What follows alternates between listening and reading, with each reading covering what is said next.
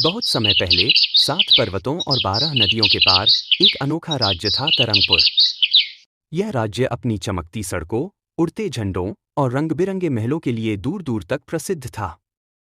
लेकिन इसकी सबसे विचित्र बात यह थी कि वहां की राजा धर्मसेन को सच्चाई पसंद नहीं थी।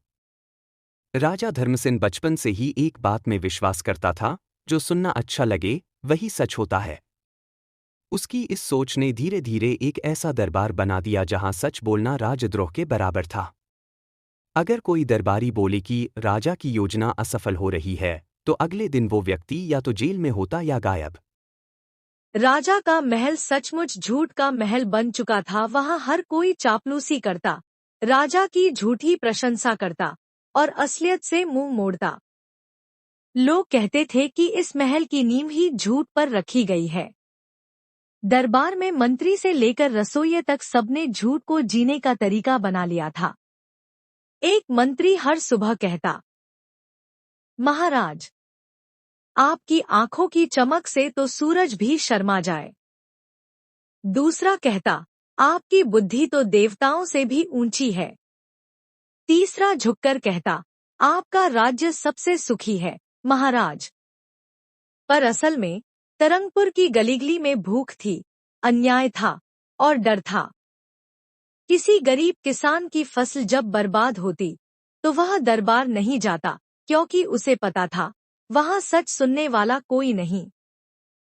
जब कोई माँ अपने बीमार बच्चे के लिए दवा मांगती, तो उसे कहा जाता, यह राज्य तो सबसे खुशहाल है, यहाँ कोई बीमार नहीं। इस राज्य में एक दूरदराज गांव था, सीतागढ़। वहां एक लड़की रहती थी, दीपिका। वह न तो किसी शाही खानदान से थी, न ही उसके पास कोई धन था, लेकिन उसकी सबसे बड़ी पूंजी थी सच्चाई। उसके पिता एक साधारण बड़ी थे और माँ खेतों में काम करती थी। दीपिका बचपन से ही बहुत अलग थी। जब बच्चे परीक्षाओं में खो जाते, दीपिका सवाल पूछती, अगर परियां सच होती, तो गरीब बच्चों की मदद क्यों नहीं करती? जब गांव के लोग कहते, हमारे राजा बहुत महान हैं, दीपिका पूछती, अगर वो इतने महान हैं, तो हम भूखे क्यों हैं? गांव के बुजुर्ग कहते थे, यह लड़की बड़ी होकर कुछ जरूर बदलेगी।